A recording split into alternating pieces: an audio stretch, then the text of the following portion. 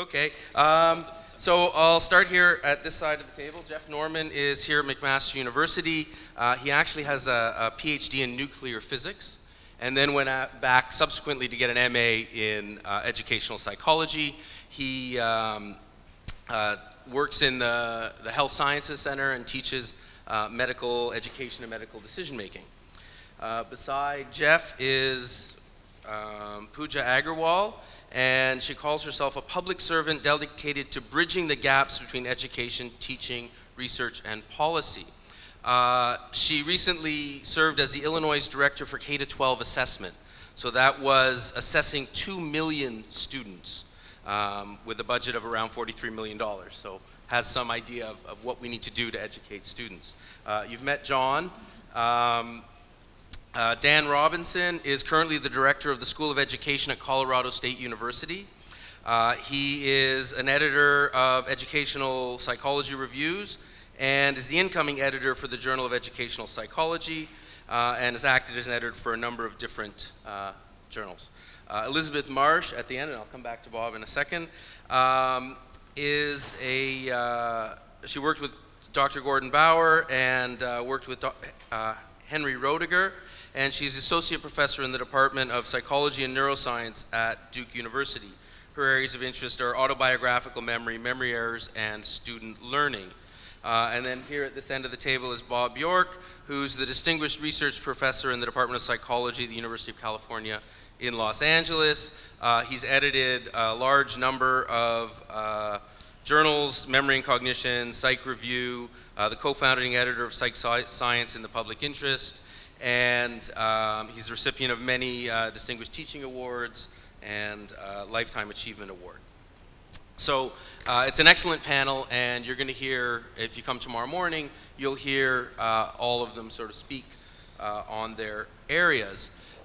What I wanted to start with, just to go down the table, is in your own research. So one of the things that John talked about is this disconnect between what students do, or what they think is good, or what teachers do and what they think is good, and what actually is good.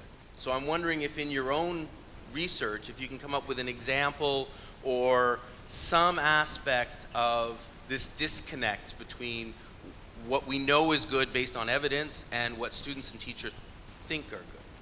And we can start with Bob. Actually, my talk tomorrow morning, I actually start out with about a half a dozen cases, examples where experimental manipulations of some kinds produce one result and then students predict the opposite. So there's just a whole array of cases where, I refer to John's discussion of things like test study versus saying total time on studying. People will say that the total time on studying is better. There's just a whole array of these where people have misconceptions that sometimes just come from general beliefs they carry around with them. Sometimes they come from experiences during a task itself where poorer conditions of learning can often create a sense of fluency. Massing does that, for example, and they can confuse that sense of fluency with the actual learning. So there's a large array. Pooja? Or Geoff? Sorry, Geoff. I thought we were supposed to go and see. You were. Okay. A couple of months ago. He's working on it. A couple of months ago, I was giving a talk where I began with 10 assertions about learning. It was a well-informed audience. It's a bunch of people who paid a fair amount of money to go to this education conference. And I presented the assertions about learning and then asked them to create a score, which was basically to take, make it true or false. And then the score consisted of taking 10 and dividing or subtracting all of their true answers, because all of the assertions were wrong. Far and away my favorite assertion that I come up again and again and again is one of those things which seems to make such common sense, intuitive sense, and yet it's so wrong. And I know some of the people here have written about it. Learning style. Everybody loves learning style. Everybody knows whether they're a spatial or verbal learner. Everybody's read the stuff about the Colbert? No, there's The Myers-Briggs, it's amazing how many people have been Myers-Briggsed in the past. It's just part of our sort of culture. And yet, Bob, you've written a review article, many others have, that says this is one of the most fraudulent claims I've ever. In fact, it was you who stated that basically a lot of people have made a lot of money off some of these fraudulent claims. It's an industry. And Richard Mayer at California has done beautiful work on the visual versus verbal, which everybody walks around. I'm a visual learner. What about you? And he showed so nicely that this is a complete crock, that it leads nowhere. So the real question is not whether teachers are bamboozled by some of these false assertions, but why are they bamboozled by some of these false assertions, and what can we do to sort of shake them out of this incredible unreality that they appear to be living in? You're stealing my second question there, I'm Geoff. sorry. And by the way, I'm not apologizing for my shrubbery.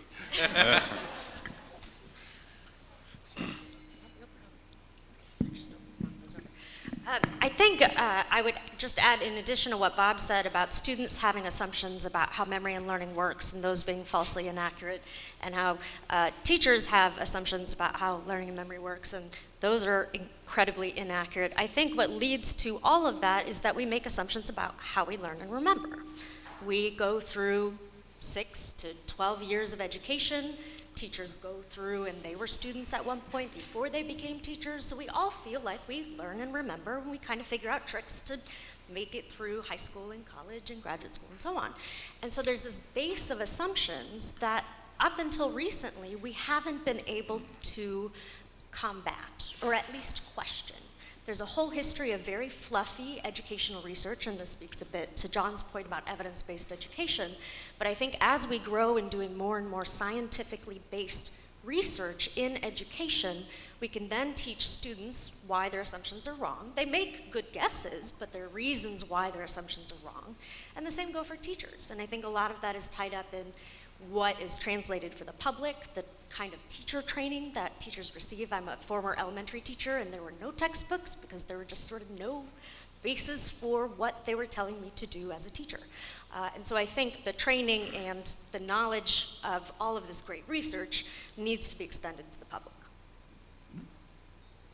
Go ahead, John, you can have another. I'm not sure if I can really add another thing.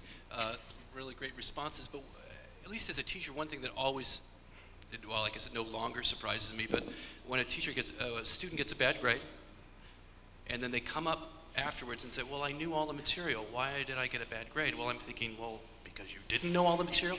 But I really do believe they believe that they've learned the material well, and it's by using some of these ineffective strategies that give the sense that I'm learning. Like, for instance, rereading.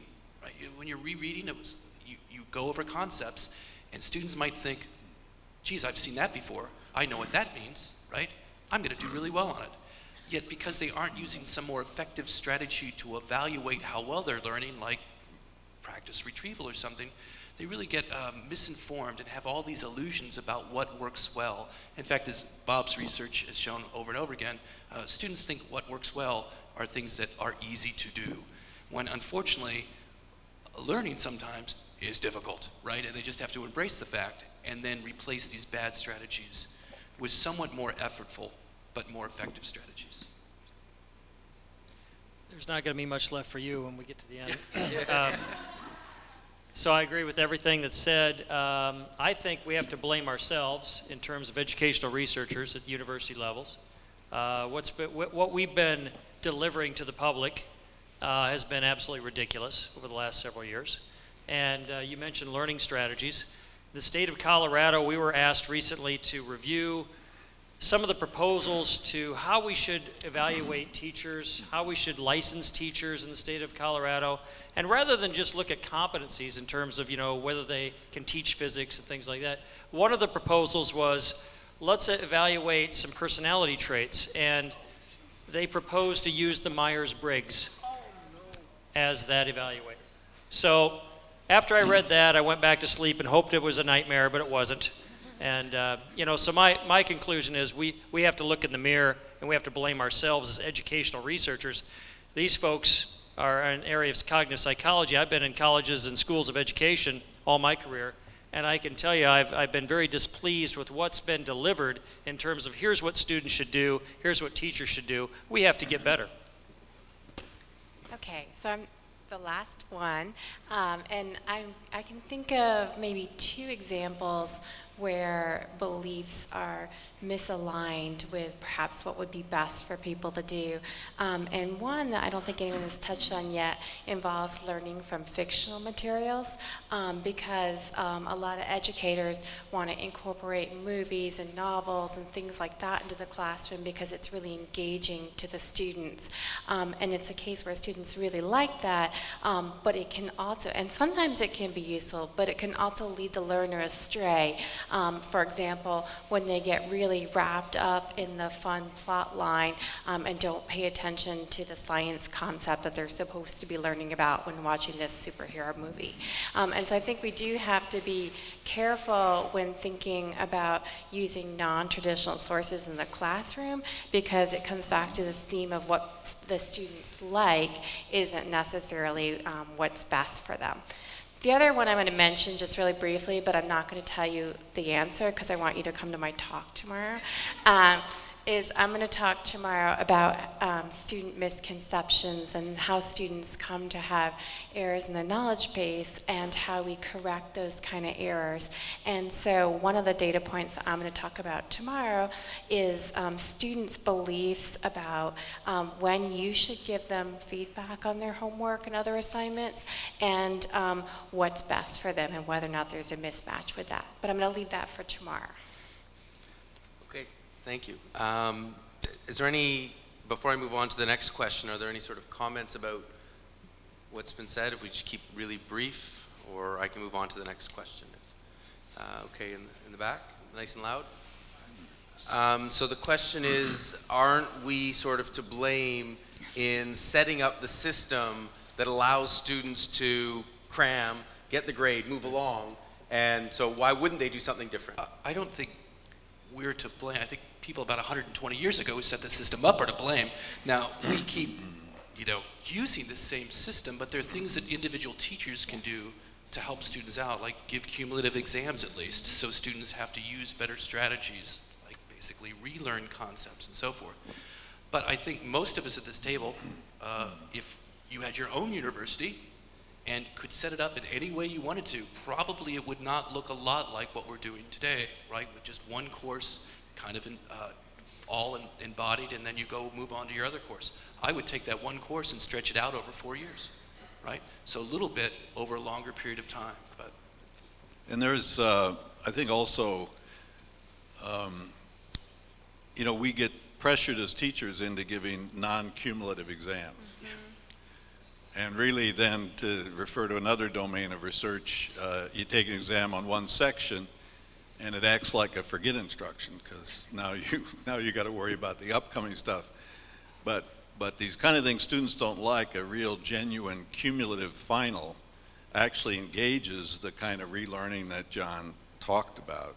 And probably preparation for that may have a longer positive long-term consequence than any other component of the course. But I just want to say it's a great point. I mean, are we putting students just, the payoff somewhere and not really where we want it to be? Another question over here? Okay, so just to repeat the question, it has to do with Bloom's taxonomy, which has to do with levels of learning, and the idea that a lot of the research that John presented had to do with a very low sort of recall, recognition level of understanding, and didn't get into the higher levels of synthesizing knowledge and creating new knowledge based on what you had learned. And so just for the panel, what's the relation between the tools that John has talked about and these higher levels of learning, and is it the same tools, or do we need to, is there evidence on it, so on? So we can start at the end with Elizabeth. Yeah, I think it's a great question, and one that everyone at the panel would agree is an important one.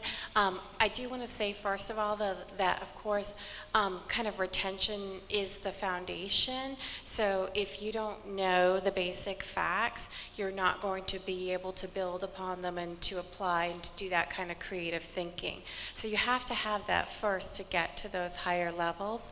I think that more recently, recent research has been trying to move up that Bloom's taxonomy. So for the example, the Butler study that John described is supposed to be application questions as opposed to the fact level in the Bloom's taxonomy. And then there are other studies, for example, in my lab, we do studies in engineering classrooms, signal and signal processing classrooms, and there is no memorization of facts. It's all problem solving. So it's all taking this knowledge and applying it in new situations. So I think that we need a lot more research on this, but I think we have confidence that it's something that is not limited just to fact learning. So I actually spent, it's a great question, I had the exact same one. And as a former teacher and as a researcher, I had that question, and so I spent 2 years of my life trying to get at that question in my dissertation that will be published at some point. And I essentially took what John described about retrieval practice, and one, I wanted to look at, can we extend this research and see if retrieval practice will help with synthesis, creation, analysis. And two, a lot of research in retrieval practice so far has maybe, for instance in the Butler study, has maybe used sort of fact-based questions during the quizzing or during the retrieval practice. What if you use higher order questions during retrieval practice, and how does that affect both lower and higher order learning? And briefly, because I'm not going to talk about it tomorrow, my findings were that retrieval practice is much better than restudying, replicated that finding. And in both instances, if you conducted retrieval practice with lower order fact concept-based questions, that improved your retention of fact and concept ideas. If you did retrieval practice with higher order questions that are, in my opinion, way beyond some of the stuff that Andrew Butler did, then that improves your higher order skills a week or a month later. So there is not a whole lot of research on it yet, but I think it's growing, and I'd like to say that I think I did one study to help answer that. Of course, we need more research, but I think it is possible that retrieval practice, distributed practice, successive relearning apply to a variety of ages, a variety of materials, and a variety of thinking and analysis. In health sciences, we're kind of preoccupied with the notion that our students should be able to learn these basic science concepts and then apply them to patient problems, so that's fairly central to our focus.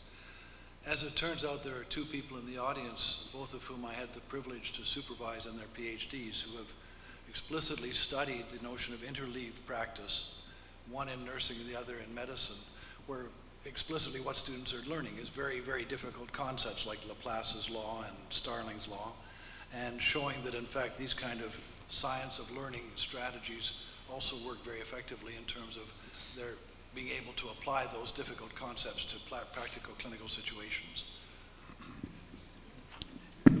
I just might add one point, which these are really good points, it's a good question. We shouldn't forget there are these interactions among the levels, namely almost any field of science, other kind of domains, there's a vocabulary to learn, which is, I don't mean vocabulary like foreign language, there's classifications, categorizations, all of that, and a lot of that becomes the foundation for the higher order thing. And there's an interesting result, Washington University by a postdoctoral fellow there, Jerry Little, working with Mark McDaniel, which looked at memorization of key terms in a course and just did a kind of counterbalancing where they do retrieval practice on half of them and not on the others, and then another group did the retrieval practice on the other. And what they found was that there were benefits on the final exam, questions that dealt, the people who had practiced half the term did better on the other terms. So simply having some of the vocabulary, this is biochemistry or something like that, then enabled their learning in other domains. So it kind of goes, there's a back and forth thing, and I think sometimes we'd like our students, particularly maybe in lower grades or something, to be answering at a conceptual level or whatever, where they don't have the tools at the next lower level. And just kind of an advertisement for the big review that we did, the 3 strategies that were ranked as moderate utility are largely focused on the conceptual level of analysis. And they were ranked moderate utility only because there's not yet, for our preference, not enough data to show that they actually work in the classroom. I'm convinced they're going to work in the classroom. I'm convinced they're going to help students improve their conceptual understanding of materials. We just need to study them more often. In fact, one of those strategies is the interleaving strategy that was just mentioned, and it really is effective. If you would like to learn more about these strategies, please write me, and I'll send you the monograph and a couple spin-off articles that describes them in more detail. Okay, I want to move on to a class of questions. Rather than talking about what the disconnections are, a little bit more about, well, why do we think those disconnects are there? So we had some inclination that we're teaching students bad strategies, but why do you think students stick with these strategies or don't come up with new strategies? And more critically, what can the average educator or chair of a department or dean or president of a university do to change the status quo in terms of these poor connections between what students are doing and what we know will work better? So it's a broad question, but really it's, why do you think students are doing what they're doing, and what can we do to put them on a better path at any level of university administration?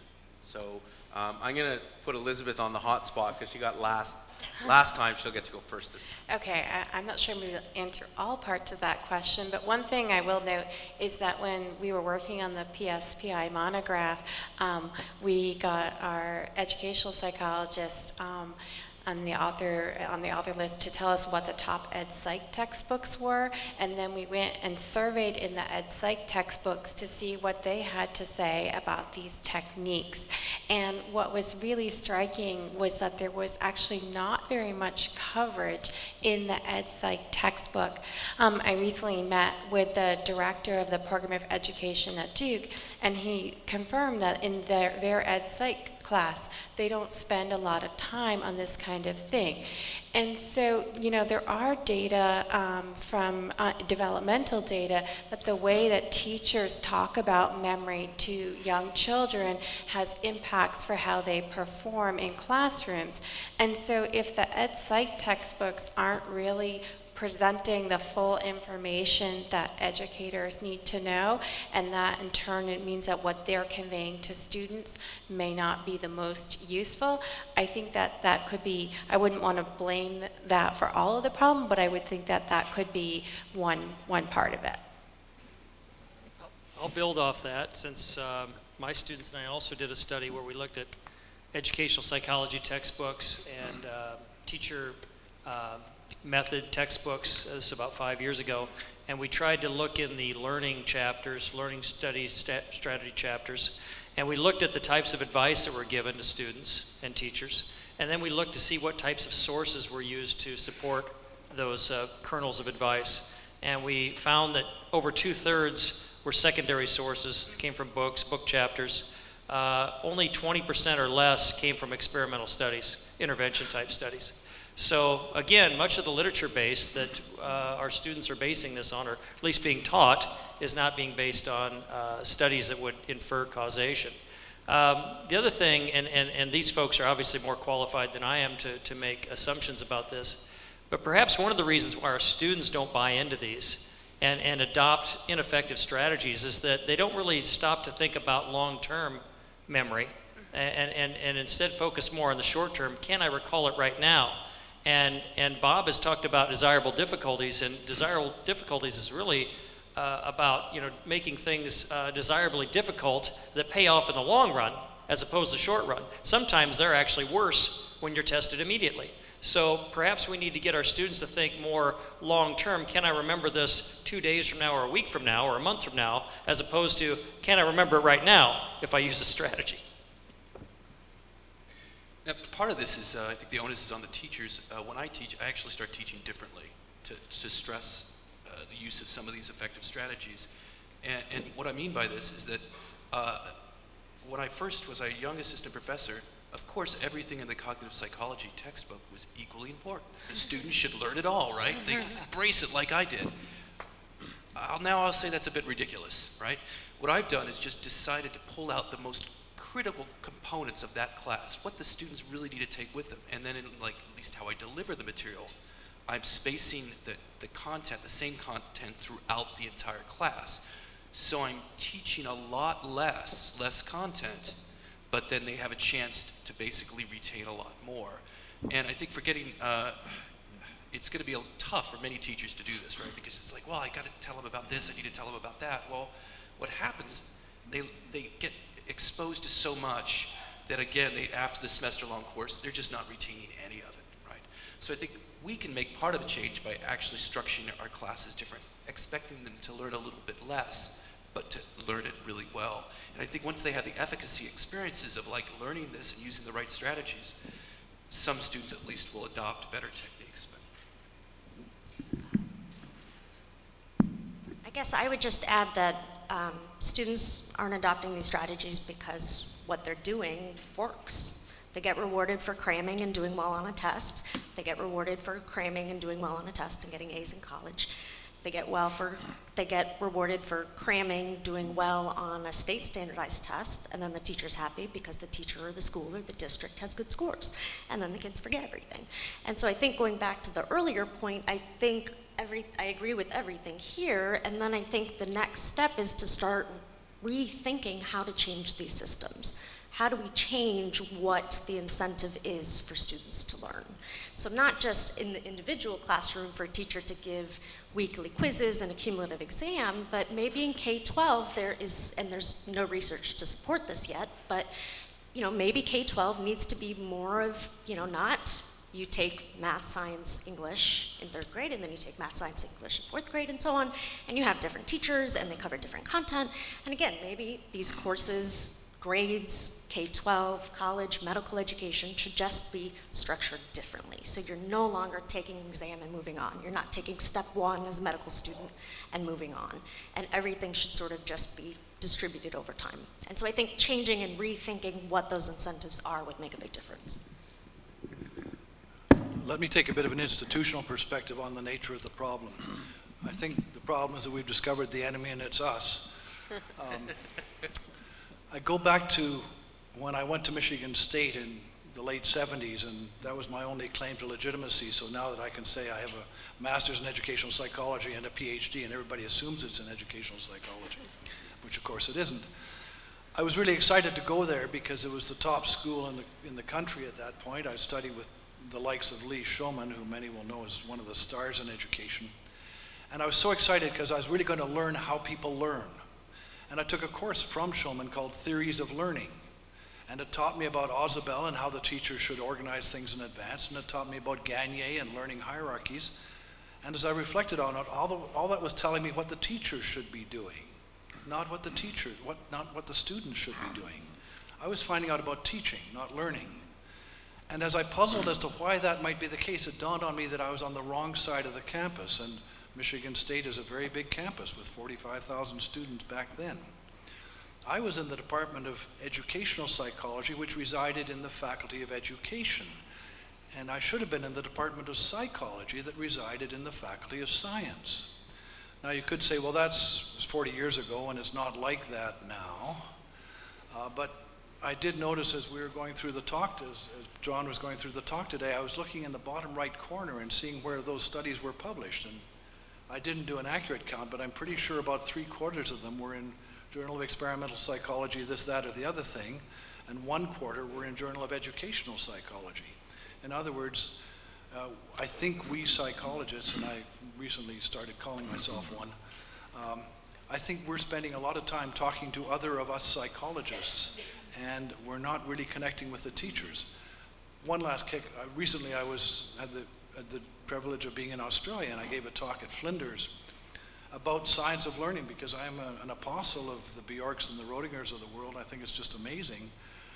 And then this guy asked a question afterward and said, I go over to the Faculty of Education and they're not interested in any of this stuff. Why is that? And I sort of said, well, just what I just said now, not knowing that there were 3 people from the Faculty of Education in the audience. However, I did get out alive. But I think that's a serious problem, that certainly I don't connect. We don't even have a faculty of education. Perhaps that's an advantage here at McMaster, I'm not sure. But we seem to have two solitudes that aren't talking to each other very much. Bob, of course, is the exception to that.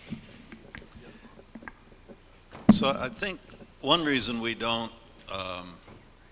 understand how to learn better is, and we kind of walk around with what I think of as kind of just a faulty mental model of how we learn, is just the fact that we're very susceptible to being fooled by our current performance. Dan sort of referred to this, but the distinction between learning performance goes back to the 1930s and animal research, and basically the absolute conclusion from that research is that during the acquisition process, performance is what we can look at and measure. Learning that will support long-term performance and transfer, we have to try to infer. And the problem is that without even thinking about it, teachers who are looking at their students' performance, or a performer looking at his own performance or her own performance, can assume that it is a reliable measure of learning. And the whole desirable difficulties domain is a set of techniques that appear to create challenges and slow down gains in performance during the acquisition process and then enhance long-term learning memory. And it's a very large body. Dr. Nick Soderstrom and I, Nick's in the audience somewhere, just completed for Oxford Bibliographies a bibliography on learning versus performance in the skills and verbal learning domain that does go back to the 1930s. And basically we're susceptible to being fooled, because a lot of things that make us blocking practice or whatever, that make us improve rapidly in a performance sense, fail to support long-term retention and learning. So even the most well-intentioned students who are not after grades, who value learning more than anything else, can be confused by current performance. And teachers, often that's what they see. At one point, I chaired a panel of the National Research Council on enhancing human performance, where it was funded by the Army, and we visited lots of military locations, look at the training there. And what the people responsible for training saw is performance during training. They never saw what was done later when it mattered. Didn't get any feedback from that. So if you're going to be guided by what you just see locally during training of a procedure or skill or verbal conceptual knowledge, you will get fooled as to how to optimize that learning. So I can take one or two questions from the audience on this topic. Yeah. Okay, so if I summarize the question, essentially what you're saying is that we've been using the same tools for probably 1,000 years in terms of the lecture, and so the question is, how can we use technology to steer students in the right direction in terms of study skills? Are there tools out there, or do we need to invent better tools? And so the question is, can technology solve some of our problems? And I'll start in the middle. Start in the middle. John. So your question is, can technology help students? My answer is yes, of course it can. Like for instance, the research I was just presenting today relied heavily on technology, because I wasn't truthful about everything I said, okay? So when I'm, for instance, talking about students should go until they can correctly retrieve information from memory. And then when they correctly retrieve it, then they no longer have to study it again, such as for the introductory psychology course research I was showing. What I didn't tell you is how we evaluated whether they correctly recalled that information. And it turns out that students said whether they correctly recalled it or not. And one difficulty is that often we find when students are evaluating their own knowledge, like, do I understand and am I recalling this concept correctly? They're horrible. So they recall something that's absolutely incorrect, and then they think they're absolutely correct.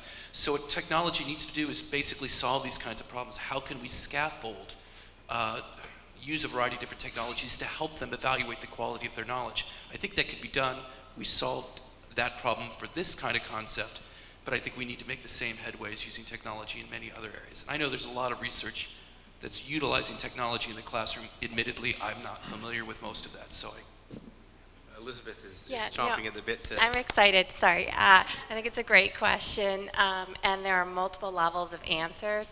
But one thing I think that it's important to consider with technology is that students like it, first of all, and that can be a way to reach students, and it can have a very broad reach. Like when you look at MOOCs, for example, they reach people around the globe. And I think that the infrastructure is being developed for technology interventions. You mentioned intelligent tutoring systems. The issue with intelligent tutoring systems is that they're phenomenally expensive to build and tend to be domain specific. So what I think we need are uses of technology that are simpler and can be transferred across domains. You can pull up your iPhone and find tons of apps for flashcards on how to do retrieval practice. I'm going to talk tomorrow about a cyber learning system that I'm building with engineers at Rice, where we're trying to implement these principles of retrieval practice and spacing and feedback in a system that anyone can use to have their students do their homework that way, because you're exactly right. The teacher can't necessarily be keeping track of, you do this problem and you do that problem, or you wait this long and someone else waits that long. It has to be automated, but that automation, which is a lot of people are working on right now, really has to be based on principles of cognitive science. And so, just because some places are promising personalized learning doesn't mean that it's good personalized learning. So I think it's an important problem and one that there's a lot of work going on right now. Geoff? Better learning through technology is a bit like the old line about better living through chemistry, and that's a bit general for my tastes. I mean, it's hard to imagine that mustard gas gave anybody better living, but it was chemistry. I think we have to be very careful in what we mean by technology. We in health sciences, again, have the luxury of perhaps too much money to spend on education, although I'm sure Rob would disagree. But one of the ways we spend it is on very expensive technologies, simulations.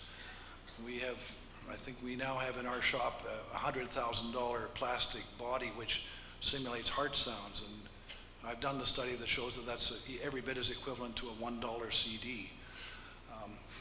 So I think we have to be much more careful about technology, and in general, we've looked at simulation fairly carefully in health sciences and found that what you can get for $100,000, you can generally get 95% of it for $10.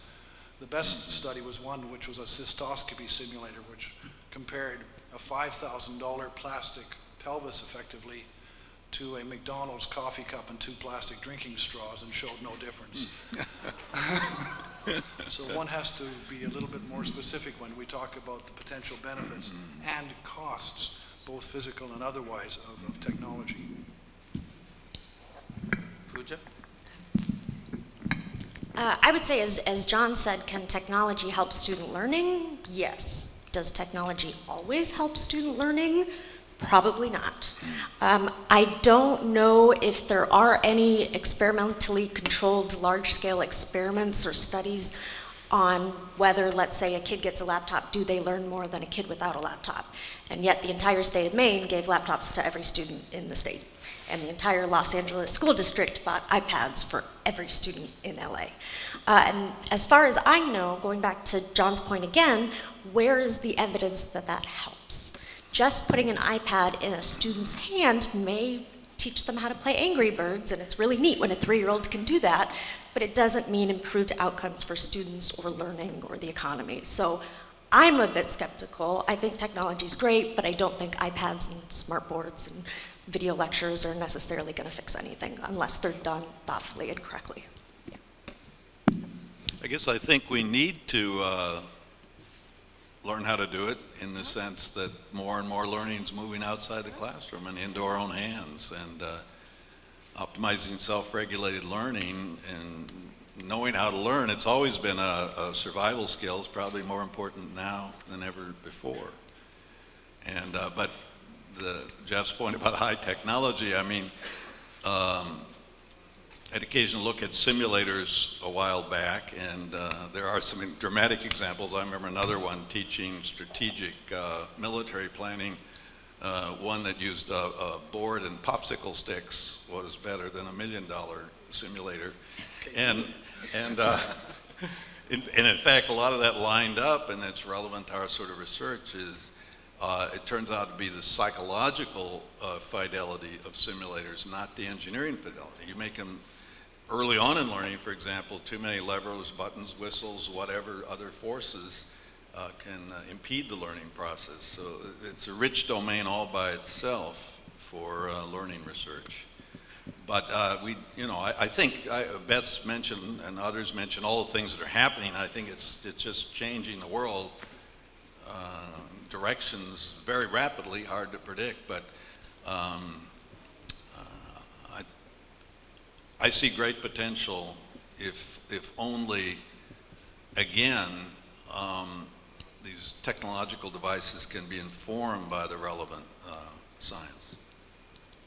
Dan, do you want to have the last I'm word? the only one that hasn't commented, so I have to say something, otherwise I appear anti-technology or pro-technology. Rich Mayer wrote on this and talked about when television was first introduced, everyone thought how that was going to revolutionize education. It didn't. When microcomputers came on the scene, it was supposed to revolutionize education. It didn't. What has revolutionized education? I'm still looking, and it sickens me when I hear that schools and states are spending money on iPads, computers, fancy labs. It's window dressing. There's nothing going on, it's window dressing. So I think it's got great potential. Again, where's the evidence? Let's do some studies, let's find something that works. So just before we thank our panelists and our speaker, I'd like to thank a couple of people that made everything possible today and tomorrow. So from the President's Office, Mary Cozio has been instrumental in getting everything together. From Alumni Office, Christine Kennedy. From PNB, Michelle Kajua and Irina Gillick. Have really put everything together, and I don't know if you've seen all the people in black shirts, but there's a team of volunteers working behind the scenes to make everything really come off really well. And I hope you'll join us tomorrow when we'll hear again from the speakers more specifically about their research. And so I'd like to thank all the speakers and the panelists and for you for coming.